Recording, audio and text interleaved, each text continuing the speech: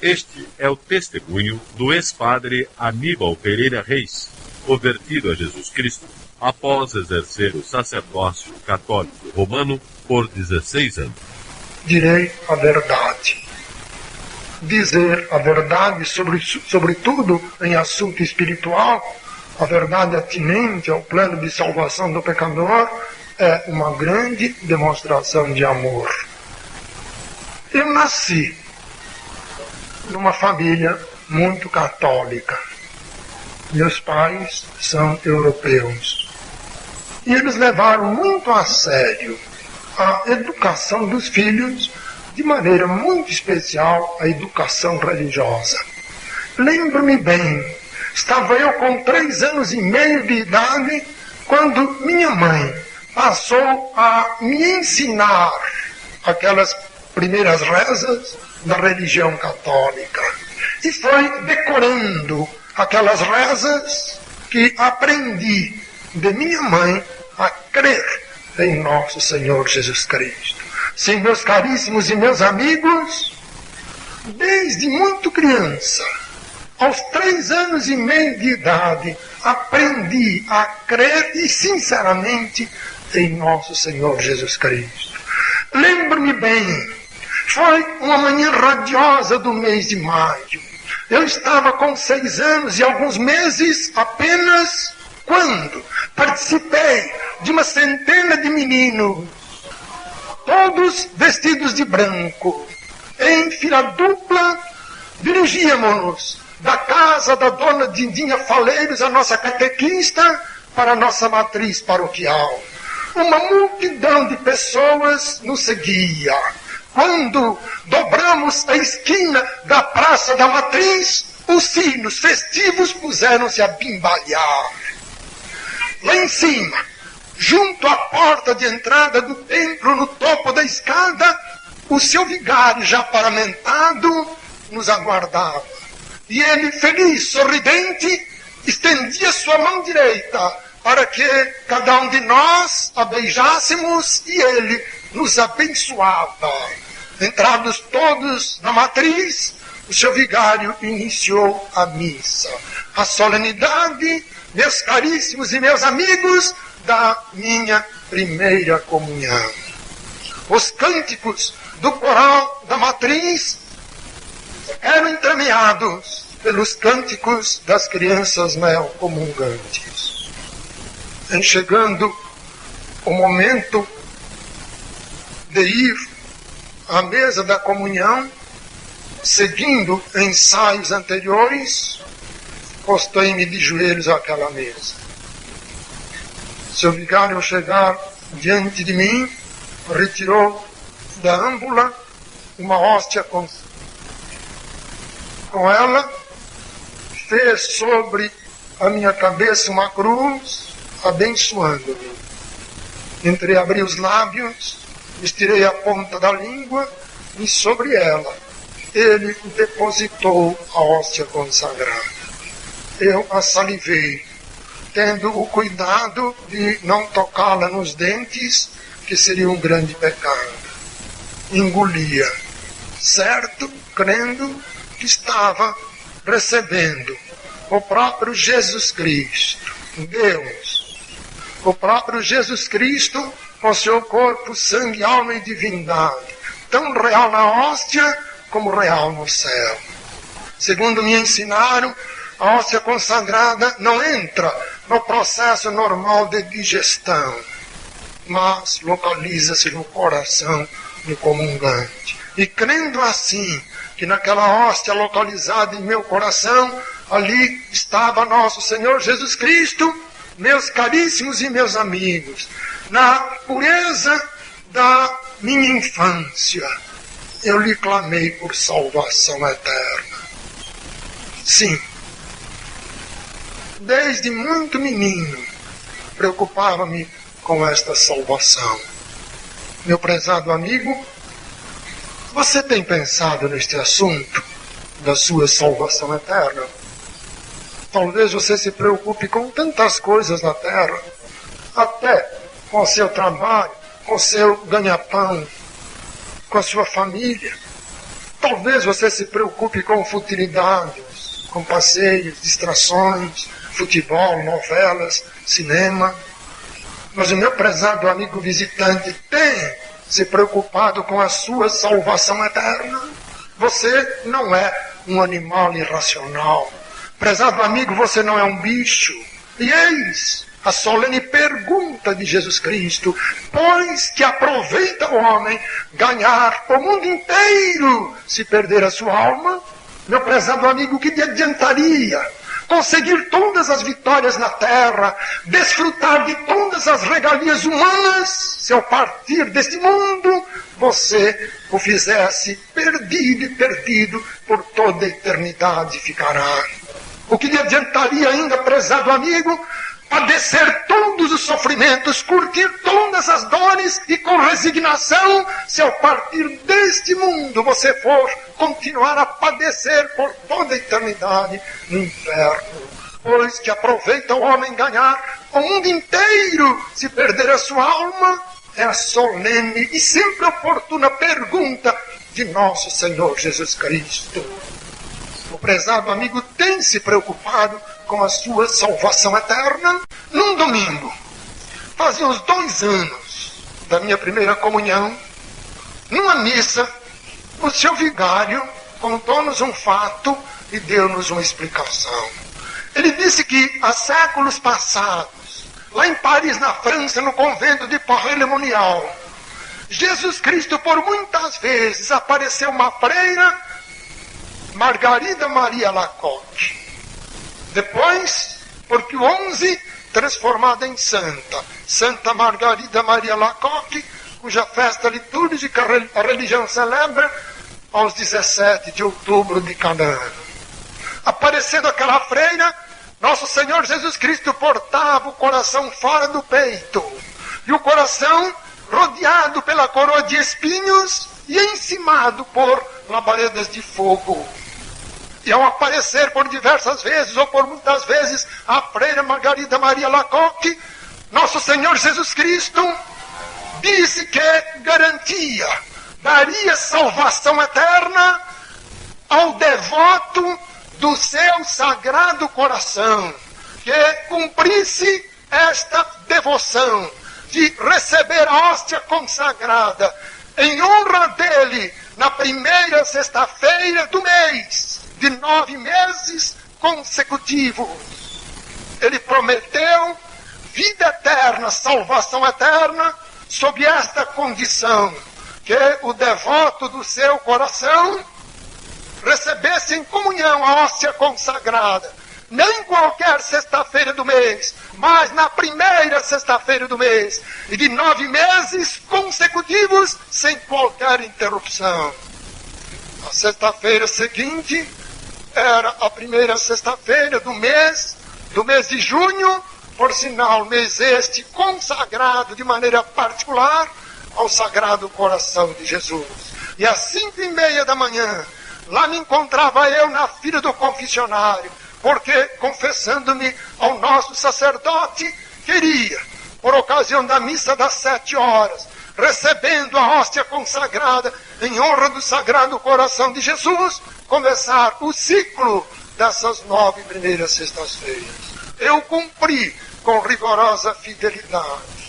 E feitas estas comunhões, nas 9 primeiras sextas-feiras consecutivas, meus caríssimos e meus amigos, eu não me reconheci salvo, não me reconheci possuidor de vida eterna. E passei a repetir, eu fiz indefinidamente, durante a minha mocidade, durante o meu tempo de seminário católico, durante tantos anos de sacerdote, esta devoção das 9 primeiras sextas-feiras. Terminava um ciclo, na primeira sexta-feira seguinte, principiava outro. E jamais, em decorrência, em consequência desta prática devota, senti-me, reconheci-me verdadeiramente salvo.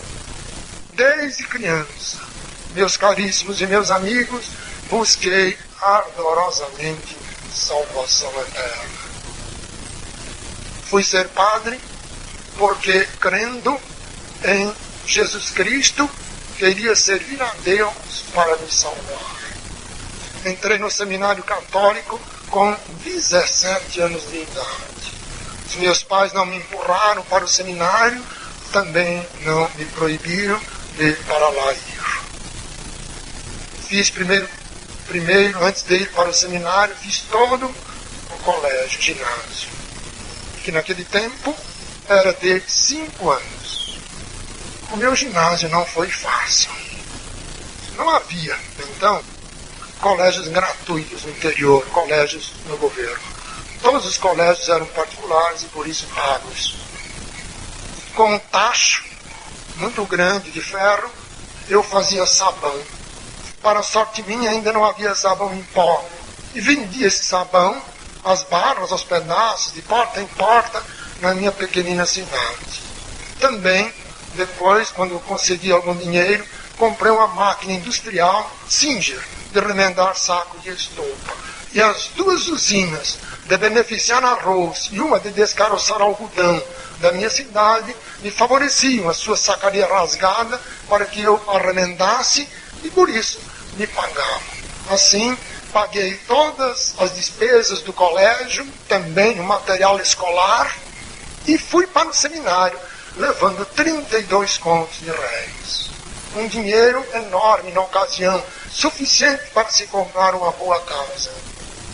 No entanto, esse dinheiro não bastaria para cobrir todas as despesas até o fim do curso de seminário católico. Transformei o meu quarto numa verdadeira tinturaria, onde eu lavava e passava a ferro as batinas dos meus colegas, que na época eram de algodão. Remendava-lhes as meias, fazia-lhes outros trabalhos, e por isso eles me pagavam. O regulamento do seminário católico também quanto a isto era severo. Às 9 horas da noite em ponto, todos os alunos deveriam apagar as luzes do quarto. Eu juntava o meu material escolar, porque, em consequência daqueles trabalhos, eu não podia estudar as lições passadas pelos professores nas aulas, nem fazer os exercícios por eles estabelecidos. Juntava o meu material escolar, ia lá para um banheiro e debaixo de uma lâmpada de 20 watts, estudava até meia-noite, 1h da madrugada.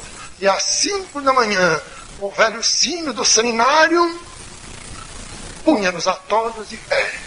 E com isto, eu herdei uma miopia e insônia. Até anos passados, eu me aborrecia com insônia.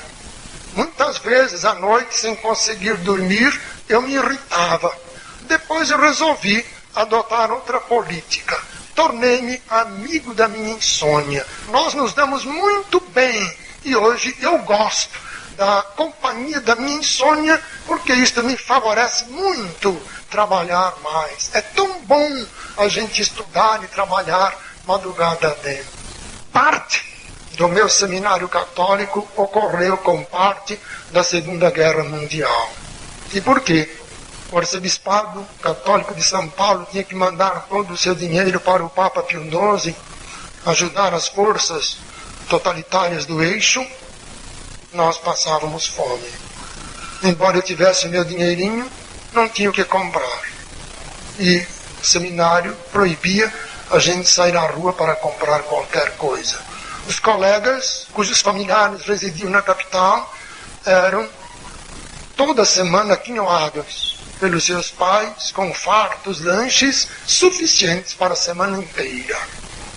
E nós, que não tínhamos ninguém na capital, tínhamos que suportar a dureza. Muitos dias seguidos, o café da manhã, o almoço e a ceia da tarde se reduziam a uma banana distribuída ao meio-dia, que eu comia com casca e tudo.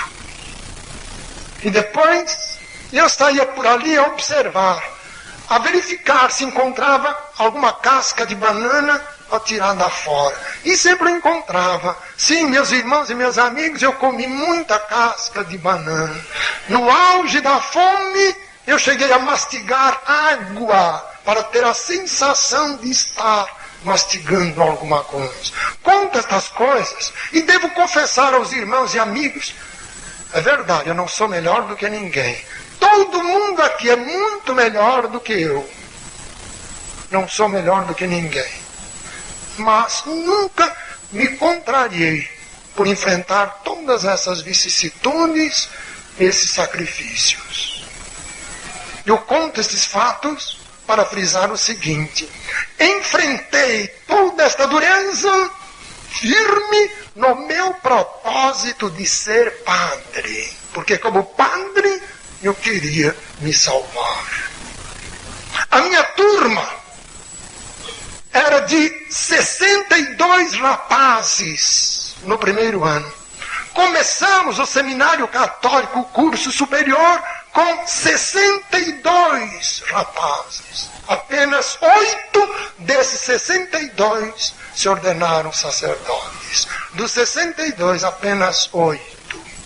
Eu enfrentei todas essas lutas sem qualquer esmorecimento, porque eu queria ser padre, a fim de, como sacerdote, obter salvação eterna. Terminado o meu curso do seminário em São Paulo, fui ordenado no dia 8 de dezembro de 1949, em Montes Claros, no norte do estado de Minas Gerais. Lá trabalhei durante 2 anos e em janeiro de 1960 fui levado para o Recife, em Pernambuco, onde trabalhei durante 8 anos, sobretudo dirigindo obras sociais, dirigindo orfanatos e asilos de velhos. À frente desses orfanatos, criei mais de 2.000 órfãos desamparados. E à frente daqueles abrigos de velhos, eu amparei tantos anciãos desvalidos. Procurava me esmerar no cumprimento dessas minhas responsabilidades, porque, praticando esta caridade, eu queria merecer salvação eterna.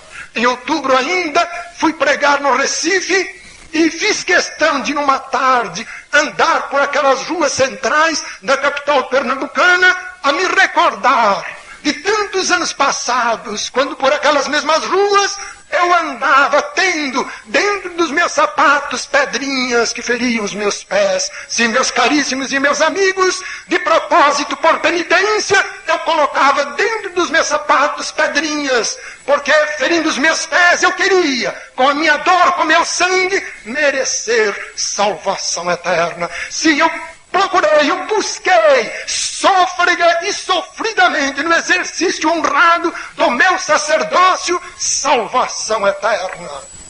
Em Pernambuco, tive, dentre tantos outros, um grande amigo, Dom Ricardo Vilela, antigo bispo de Nazaré da Mata. Desde que nós nos conhecemos, ele passou a me honrar com a sua preciosa amizade. Até hoje, dele me recordo com saudades. Recordo-me com saudades das nossas longas palestras, sempre em torno de assuntos nobres e elevados, através das quais ele muito me ensinou. Toda vez que Ricardo Vilela ia ao Recife, visitava-me. Um dia, recebi a notícia de que ele, enfermo, estava hospitalizado no Hospital do Centenário, no Recife. Logo fui visitá-lo. E ele me disse, na sua conversa: Padre Aníbal, não sairei vivo daqui. Sei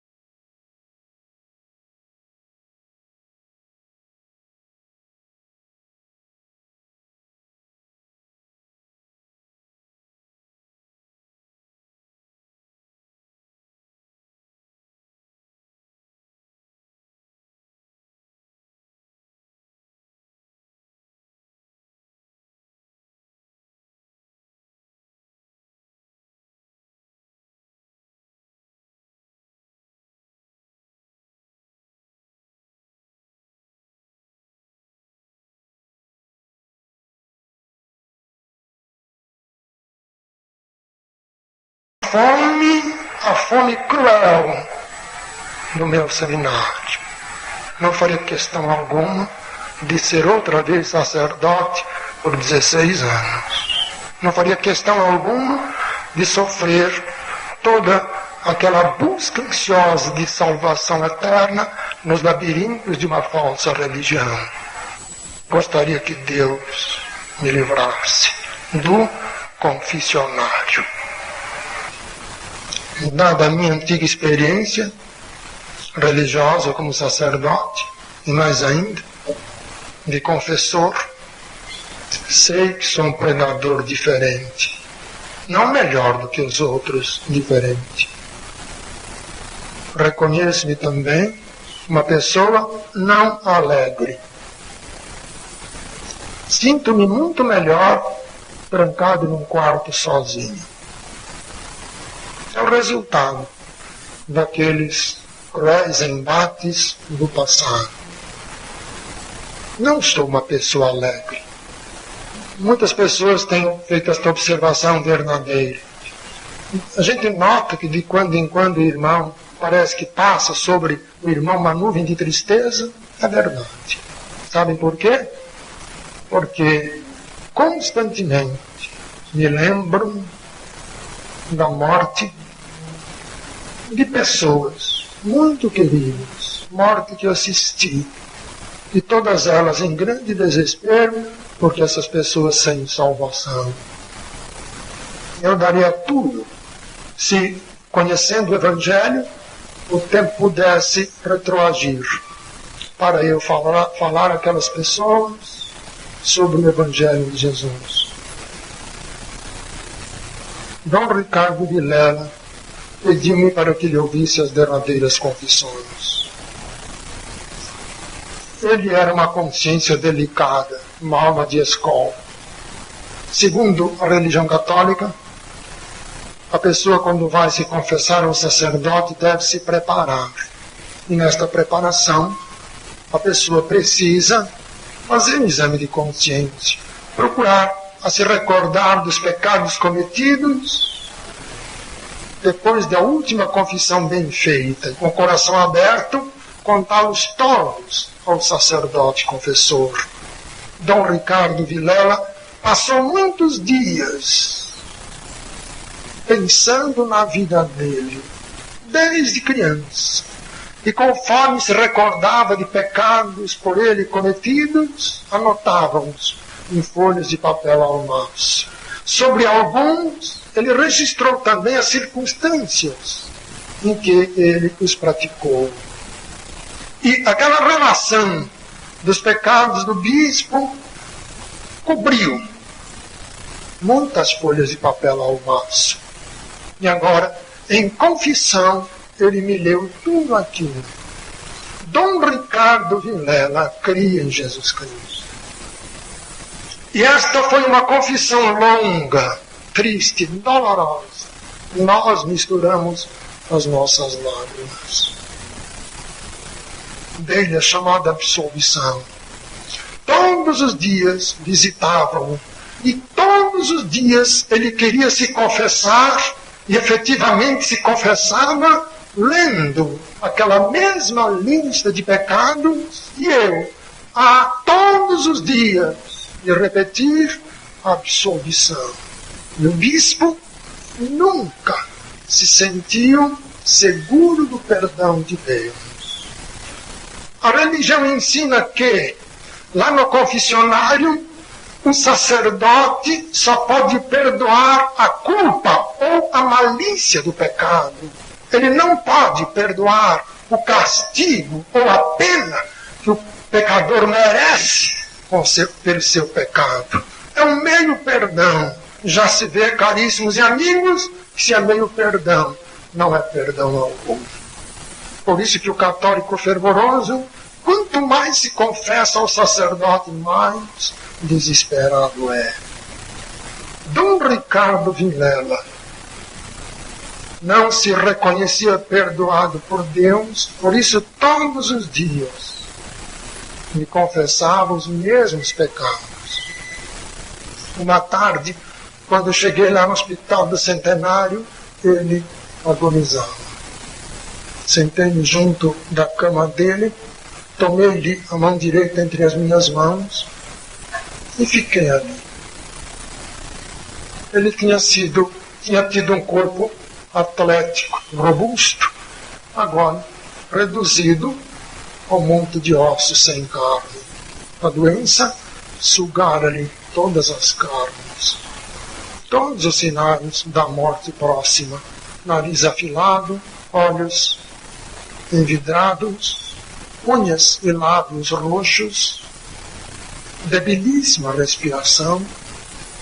De quando em quando ele procurava falar alguma coisa, mas apenas movia levemente os lábios. O meu amigo partia. Com quanta saudade nesta hora me lembro dele. Ele foi um bispo dinâmico, correto, de vida íntegra, limpa. Tudo fizeram para cumprir os seus deveres de sacerdote e depois de bispo. O meu amigo partiu. Depois de uns 50 minutos que eu estava ali, ele como que reunindo as suas últimas energias físicas, gritou: estou indo para o inferno. E morreu. Enxuguei-lhe as 2 últimas lágrimas. Pela última vez fechei os olhos. Até hoje eu guardo esse lenço sem tê-lo lavado, para conservar as 2 últimas lágrimas do meu amigo. Não sei por quem guardo esse lenço. Eu fui ser padre porque, crendo em Jesus Cristo, queria servir a Deus para me salvar. E lá dentro assisti à morte de muitos dos meus fiéis e de alguns outros sacerdotes. Com esses meus 2 dedos, fechei pela última vez os olhos de muita gente. No meu coração eu carrego os últimos segredos de tantas pessoas. Nunca vi nenhum dos meus fiéis partindo seguro da sua salvação eterna. Em novembro de 1977, há 5 anos e pouco, há 6 anos já, uma incumbência muito especial me levou a Roma, a falar com o Papa Paulo VI, o pontífice reinante na época. A audiência estava marcada para 10 minutos, ele a fez prolongar-se para 1h45. Depois de lhe ter exposto o motivo da minha ida à presença dele, fomos conversar sobre outros assuntos, de maneira muito especial sobre o Evangelho. É evidente, meus caríssimos e meus amigos, que eu não perderia esta oportunidade de falar do Evangelho para o Romano Pontífice.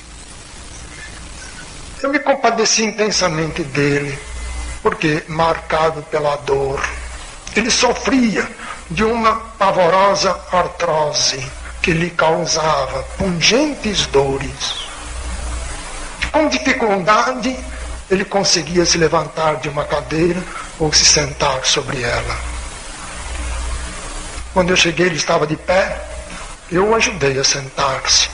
E quando eu fui sair, ele quis se pôr de pé e eu o ajudei a se levantar.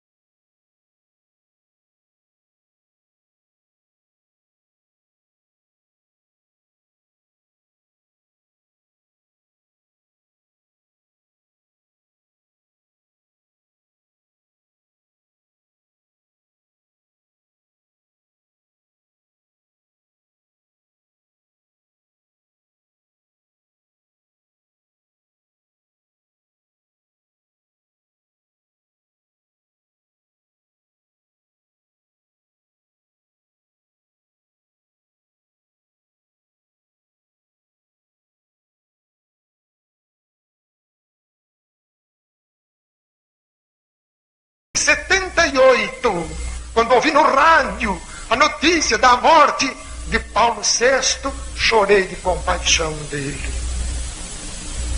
Ele tinha tanto medo de morrer, que pelo menos por 4 vezes, em discursos públicos, ele revelou este pavor da sua morte. E no dia que ele completou 80 anos de idade, que foi em setembro de 1977, no seu discurso diante de todos os embaixadores credenciados no Vaticano, ele repetiu esta informação sobre o seu medo de morrer e pediu aos fiéis católicos do mundo inteiro que rezassem por ele. Sim, meus caríssimos e meus amigos, eu fui ser padre para obter salvação eterna. E lá dentro nem o Papa é salvo. Tanto assim que o Papa não é salvo, que isto é reconhecido. Pois, quando morre um sumo pontífice, os sacerdotes do mundo inteiro rezam missa pela salvação da alma dele. Como sacerdote, era fervoroso no celebrar missa. Eu confesso, com vergonha, que eu cria na missa. Eu cria que na missa eu repetia o sacrifício de Jesus Cristo. Eu cria verdadeiramente na hóstia consagrada. Eu me ajoelhava diante dela para adorá-la. E ao final da missa, quando eu comungava a hóstia e tomava aquele vinho consagrado, eu cria que estava recebendo na hóstia o verdadeiro Deus. Quando o sacerdote em Pernambuco, um rico proprietário resolveu lotear uma grande gleba ali junto de Beberibe, onde hoje é o bairro do Cajueiro.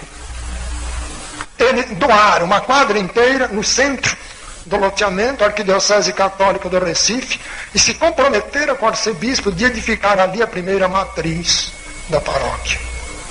Ele elaboraram um programa extenso para a inauguração daquele loteamento, das vendas daqueles lotes. E fazia parte desse programa a celebração de uma missa pelo arcebispo, às 16h naquele domingo. A última hora, surgindo imprevisto, o bispo não pôde ir e me pediu que o substituísse. E lá fui eu.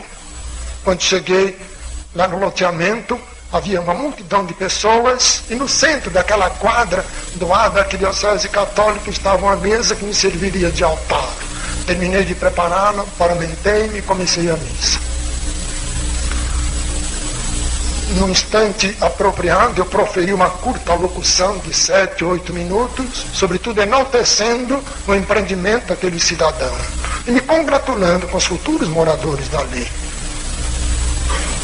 No instante da chamada consagração, que é aquele momento em que aquela hóstia e aquele vinho se transubstanciam, segundo o termo técnico da religião, verdadeiramente em Jesus Cristo, Deus e homem, uma banda de música rompeu o hino nacional. E houve aquele foguetório, como habitualmente ocorre nessas festas populares da religião. Eu interrompi a missa, aguardando a volta do silêncio para prosseguir a sua celebração.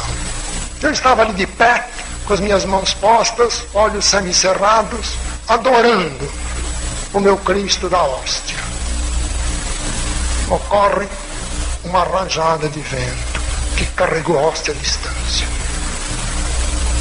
Fiquei perplexo. Não sabia qual seria a melhor decisão. Segundo o ensino da religião, nenhum leigo pode tomar em suas mãos a hóstia do sacerdote celebrante. No caso, eu, que deveria ir à procura do meu Cristo.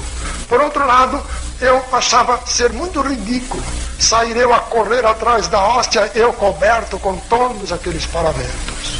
Estava indeciso, pensando qual seria a melhor solução. A religião católica estabelece rigorosas leis em torno da hóstia consagrada. Se porventura uma pessoa, ao comungar a hóstia, vomita, o sacerdote é obrigado a separar a hóstia do vômito e ele mesmo engoli-la. Isto aconteceu comigo 3 vezes. Se porventura o sacerdote não tem estômago para isto, só nesse caso extremo, ele, separando a hóstia do vômito, deve queimá-la na chama de uma vela e depois depositar no lugar preparado em toda a matriz paroquial aquelas cinzas. Por 3 vezes eu engoli a hóstia separada do vômito de meus fiéis. Eu estava ali preocupado, como vou fazer? Ergue-se uma voz de um bêbado. Eu não entendi o que ele estava falando. Eu percebi que aos empurrões ele vinha rompendo passagem entre a multidão e tropeçando nos seus próprios pés de ébrio, chegou junto do meu altar, caiu sobre aquela mesa, batendo com força sobre ela a sua mão direita e jogando em cima a hóstia e gritando: seu vigário, eu peguei a danada. Meus irmãos e meus amigos, eu tenho vergonha de dizer que nem isto abalou a minha fé na missa e na hóstia. Nem isto. Só muitos anos depois, havendo eu já entendido a inutilidade da missa e a aberração da hóstia, Deus permitiu que acontecesse um outro fato ainda mais horripilante do que este. E com este outro fato, o meu coração se desapegou da missa e da hóstia. Em 1960, fui ser vigário na cidade de Guaratinguetá, bem perto de Aparecida do Norte. O que eu escrevi nesse livro, A Senhora Aparecida, foi o que os sacerdotes da própria Basílica me disseram. Numa palavra, a história da Senhora Aparecida é outra mistificação. E foi esta a minha última desilusão lá dentro. Em fevereiro do ano de 1961, destruí um templo evangélico na cidade de Guaratinguetá. Não suportava os crentes. Em maio do mesmo ano de 1961, passando por um grande sofrimento, Deus me levou à Bíblia. Até então não tinha tido qualquer interesse sobre as Escrituras. Aliás, no seminário católico eu aprendi que a palavra do Papa, porque ele é infalível, é verdadeiramente a palavra de Deus. Ensinaram-me que a Bíblia não é a palavra de Deus. Lendo a Bíblia, o livro de Jó foi o primeiro livro das Escrituras que eu li.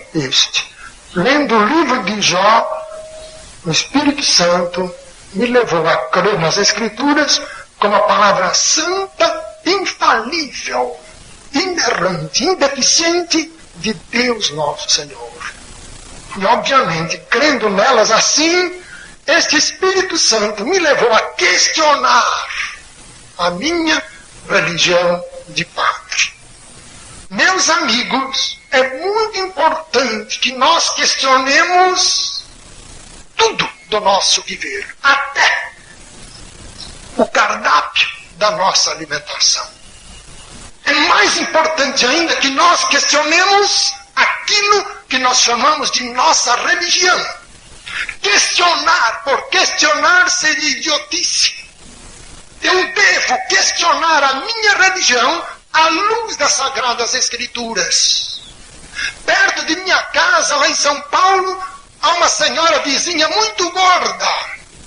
Eu não tenho nada contra as pessoas gordas. Até eu acho bonita uma pessoa gordinha, rechuchudinha. Ela usava calça comprida branca e muito agarrada.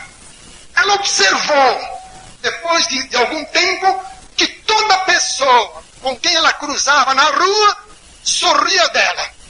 E observando isto, ela começou a dizer: estão zombando de mim. Por que será que zombam de mim?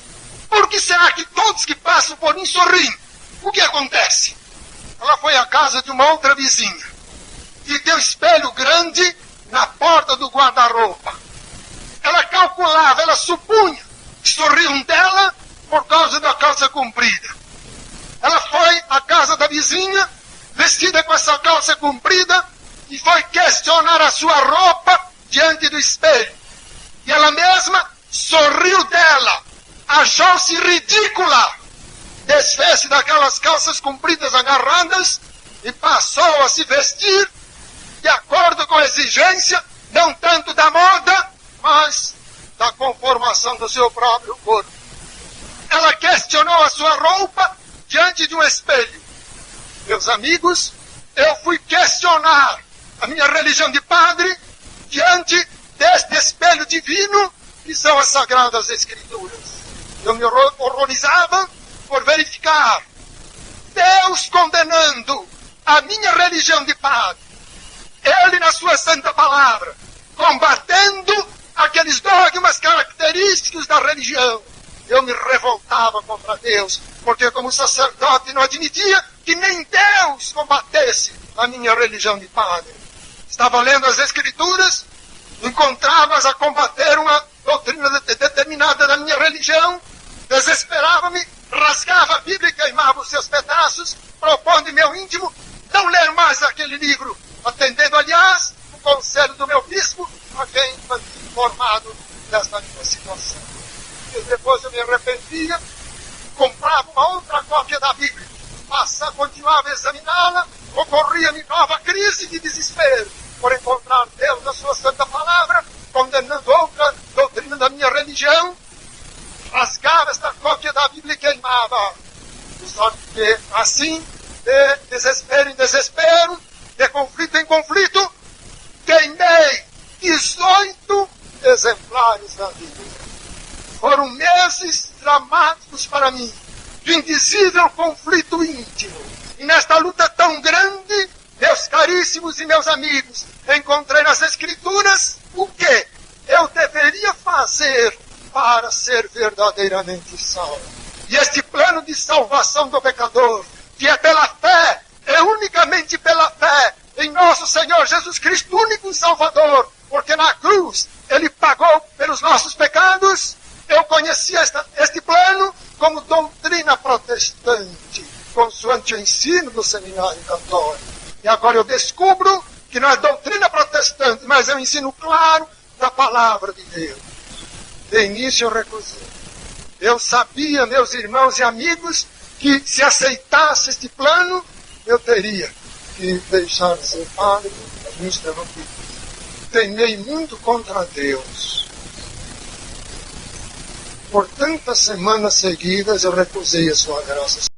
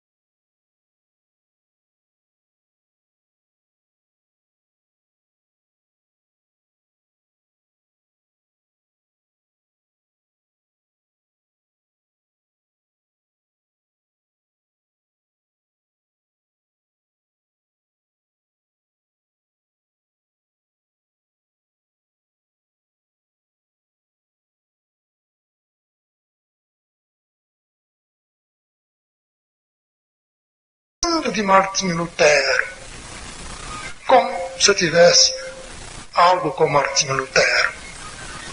Depois de ter chegado a esta conclusão de ser inútil esta sua tática de pretender me segurar lá dentro através da amizade, da cordialidade e de certas promessas ou propostas, ele decidiu recorrer à violência. Mediante uma tocaia, fez-me prender num pequenino quarto do seu palácio em Ribeirão Preto, e durante 3 dias eu fui, muitas vezes, brutalmente espancado. Com pontapés me aleijaram. Trago no meu corpo as marcas do Senhor Jesus Cristo. E foi nesta hora de torturas que Deus me libertou do medo. E nesta hora que Ele me chamou para este ministério. Até então, pensava em dar um outro rumo à minha vida. Tornar-me membro de uma igreja batista, servir a Deus como membro dessa igreja e exercer uma profissão secular. Foi naquela hora de tormentos que Deus me chamou para este ministério de ser cigano do Evangelho. E porque Deus quis, eles não me mataram. Tiveram tudo para isto. E quando eu saí de lá, o bispo, revoltado porque não conseguira me eliminar, levou-me às barras dos tribunais. E este processo, baseado em acusações falsas, caluniosas, se arrastou na Justiça de São Paulo por 6 longos anos, causando-me intensos sofrimentos. Trago, meus caríssimos, em meu corpo as marcas do Senhor Jesus Cristo. Não fui um padre qualquer. Desculpe-me dizer assim.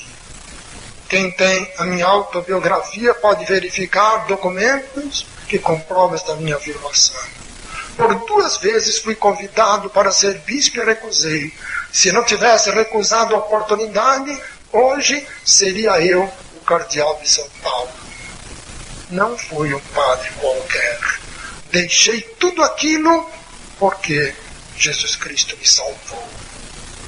Saí de lá no dia 12 de maio de 1965. E desde então, há quase 19 anos, prego o Evangelho percorrendo constantemente todos os rincões da pátria. Já preguei em todas as capitais e muitas cidades do interior de todo. O prezado amigo deve estar pensando. O pregador afirmou que desde menino aprendeu a crer em Jesus Cristo.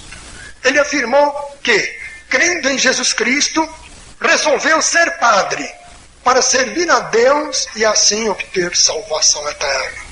O pregador contou alguns fatos para comprovar a sua fé em Jesus Cristo. Ele disse que era perdido, que não estava salvo. Disse também que na madrugada de 8 de novembro de 61, creu em Jesus Cristo e aí foi salvo. Primeiro cria e não era salvo. Agora crê e é salvo. Como se explica isso? Algum mistério? Não. É porque a religião que eu servi como sacerdote ensina uma fé errada em Jesus Cristo. Não basta crer em Cristo para que o pecador seja salvo. É preciso que o pecador creia como Deus quer que se creia em Jesus Cristo. Existem muitas maneiras de crer em Jesus Cristo. Há pessoas que creem em Cristo como um simples milagreiro, um curandeiro. Há tantos programas de rádio que só falam em curas, em prodígios, em milagres, em solução de problemas da terra. Para essa gente toda, Jesus Cristo é um curandeiro, um milagreiro, um simples taumaturgo. Já ao tempo de Jesus, muita gente cria nele desta forma e continuava perdida. João, no final do capítulo 2 do seu livro, traz esta informação. E muitos, vendo os sinais que fazia, creram no seu nome, mas o mesmo Jesus não se confiava a eles. E destes muitos, que vendo os sinais, os prodígios de Jesus, criam nele, João destaca um nome. Nicodemos, príncipe dos judeus. Este Nicodemos cria em Jesus como milagroso. E ele confessou esta sua fé em Jesus, dizendo: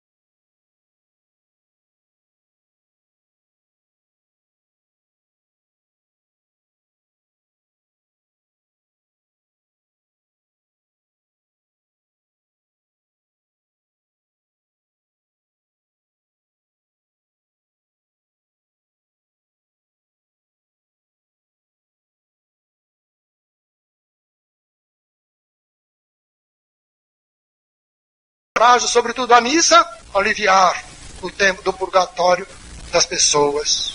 As Escrituras, meus amigos, não ensinam isto. Quem crê no chamado purgatório recusa crer em Jesus Cristo como único Salvador. A palavra purgatório quer dizer purificatório. João diz que o sangue de Jesus, o Filho de Deus, nos purifica, nos purga de todo pecado. O único verdadeiro purgatório do pecador é o sangue de nosso Senhor Jesus Cristo. Quando o pecador confia nele, ele é purificado, é purgado de todos os seus pecados. E o sacrifício de Cristo na cruz aconteceu como castigo dos pecados que eu pratiquei, que você praticou, meu prezado amigo. Ninguém que confia de coração em Jesus vai para o purgatório para sofrer o castigo, as penas que merece, por ter ofendido a Deus ao pecar. Esse purgatório não existe. Eu criei em Jesus Cristo e criei no purgatório ao mesmo tempo. Eu criei em Jesus Cristo e criei nos chamados sacramentos para a salvação. Eu criei em Jesus Cristo e criei também. É o cúmulo, é o auge da petulância, do orgulho. Eu criei no valor.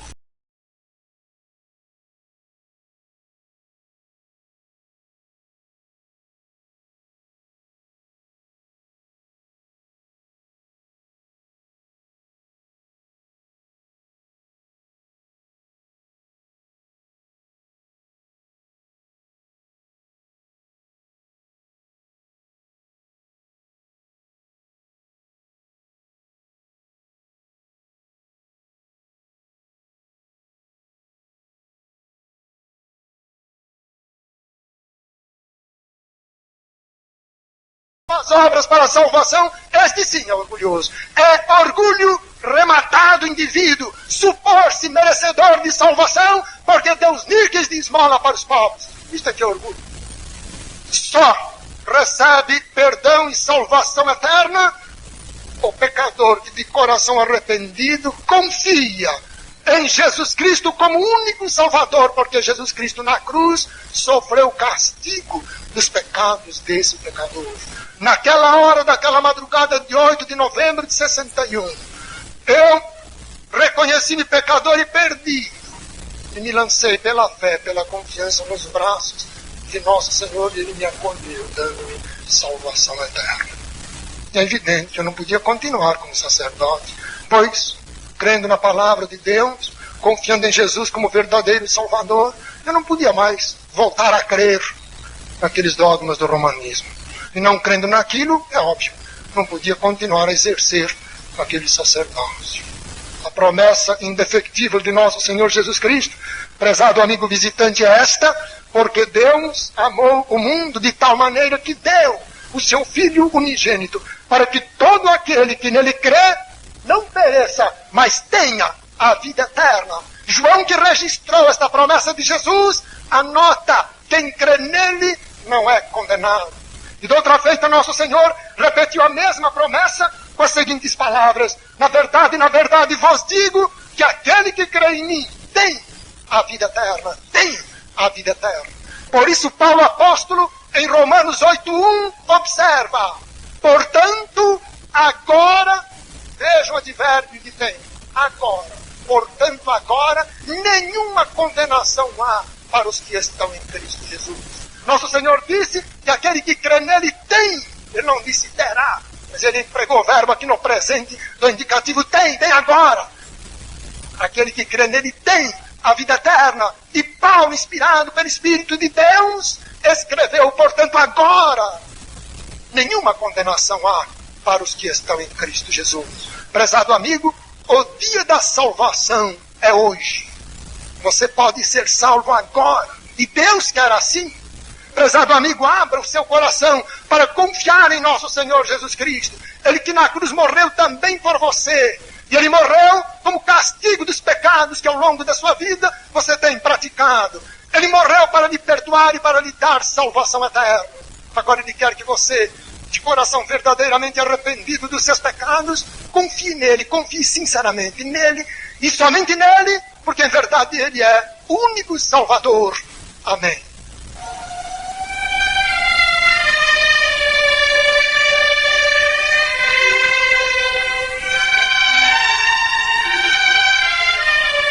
Ó Deus, cada um de nós, servos teus, nesta hora te agradece aquele momento solene da nossa vida, quando cada um, de coração arrependido, confiou evangelicamente em teu Filho e recebeu dele vida eterna. Senhor, cada um de nós, servos teus, te agradece por nos ter exposto na mão, diante dos nossos olhos, as tuas Escrituras santas, que nos ensinam a tua verdadeira doutrina. Senhor, cada um de nós, nesta hora de agradecimento especial a ti pela nossa salvação, renova o seu compromisso de fidelidade intransigente à sã doutrina da tua palavra. Nós te louvamos, porque vieram aqui à frente estes amigos. Que a semente do Evangelho que agora recebem possa frutificar, levando-os à verdadeira conversão. Que os teus servos, Senhor, não recusem a tua bênção de trabalharem para ajudar estas pessoas. Senhor, continua a abençoar as tuas igrejas, promotoras desta campanha especial de evangelização, a fim de que elas possam prosseguir na sua luta de anunciar a bendita verdade do Evangelho aos moradores desta grande capital. O povo do Ceará, o povo de Fortaleza precisa da bênção da chuva. Sim, ó Deus, com a chuva, molhe esta terra fértil, para que ela produza alimento para este povo. Mas, ó Deus, este povo precisa ainda muito mais da chuva da tua graça salvadora. Ó Deus, permite este povo de Fortaleza entender que só Jesus Cristo salva. Acompanha-nos sempre com a tua bênção, para nós vivermos corretamente como tu queres. Tudo nós te pedimos, agradecidos, em nome de Jesus Cristo, a verdade que liberta da mentira religiosa. Amém.